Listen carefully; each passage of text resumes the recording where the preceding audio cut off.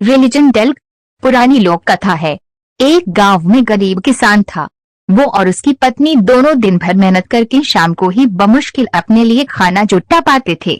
दोनों सुबह से खेतों में मजदूरी करते, सूखी लकड़ियां और पत्ते इकट्ठा करके बेचते, तब कहीं जाकर दोनों का गुजारा हो पाता था।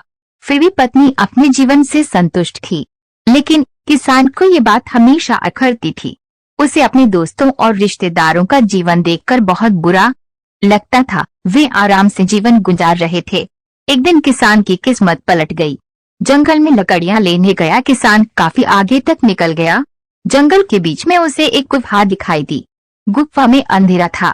वो जैसे तैसे हिम्मत जुटाकर गुफा में दाखिल हुआ। जब वो अंदर गया तो उसकी आंखें फटी रह गई। अंदर एक पूरा खजाना था।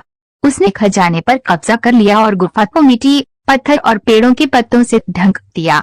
फिर बैलगाड़ी से धीरे धीरे सारा खजाना अपने घर ले आया। पहले तो थोड़ा धन देखकर उसकी पत्नी बहुत खुश हुई, लेकिन जब किसान रोज गाड़ी भरकर धन घर लाने लगा तो पत्नी ने उसे रोका। समझाया कि इतना धन इकट्ठा करना ठीक नहीं है। जितने धन में हमारा जीवन आराम से कट जाए उतना आप ले ही आए हैं। लेकिन किसान के सिर पर धन की धुन सवार थी। उसने नया घर खरीद लिया, नौकर चाकर रख लिए, पूरे खजाने को अपने घर में सुरक्षित करके रख लिया।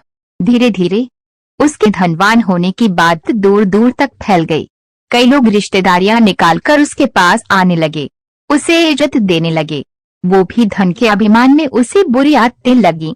अपनी अय्याशी में वो पत्नी से भी दूर हो गया।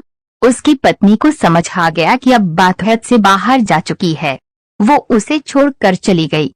किसान नगर सेठ हो चुका था। उसे उसके जाने का जरा भी दुख नहीं हुआ। समय बीतता रहा, उसकी अय्याशियां जारी थीं। जब वो एक दिन बीमार हुआ तो उसने पाया कि उसे अपनी हर छोटी बड़ी जरूरत के लिए नौकरों पर निर्भर रहना पड़ता। जब उसकी तबीयत थोड़ी ठीक हुई तो वो नगर में घूमने निकला। कोई पहचान ना ले, इसलिए उसने थोड़ा भेष बदल लिया। उसने सोचा क्यों ना अपने बारे में लोगों से पूछा जाए। घर आकर तो लोग बहुत तारीफ करते ही हैं। उसने एक आदमी से पूछा कि नगर में जो अमीर आदमी रहता है उसके बारे में क्या सोचते हो। उस आदमी ने कहा, वो तो बेचारा बदकिस्मत आदमी है। किसान ने पूछा, क्यों बदकिस्मत कैसे? उसके पास तो बहुत धन है, राजा की तरह रहता है। वो आदमी बोला, भाई जब वो गरीब था तो उसकी पत्नी उसके साथ रहती थी। वो बहुत समझदार और भली थी। गरीबी में भी उसका पूरा साथ देती थी, पूरी मेहनत करती थी। लेकिन उस किसान के पास बहुत धन आ गया तो पत्नी भी उसको छोड़कर चली गई। न घर में पत्नी है न बच्चे। इतना धन आ गया तो न घर में कोई उसका सुख उठाने वाला है, न ही को उपयोग करने वाला। उसे तो छोटे छोटे कामों के लिए भी नौकरों के भरोसे रहना पड़ता है। जब पैसा नहीं था तो पत्नी साथ देने के लिए थी, लेकिन जब पैसा है तो पत्नी चली गई। ऐसा आदमी बदकिस्मत ही तो है। किसान को अपनी गलती समझ आ गई। वो अपनी पत्नी के घर पहुंचा, उससे माफी मांगकर और सारा धन दान देने का वादा करके उसे अपने घर ले आया।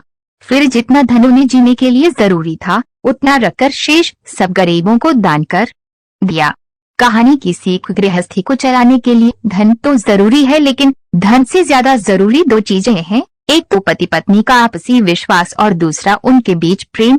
अगर घर में ये दोनों चीजें नहीं हैं तो धन होते हुए भी उसका सुख नहीं।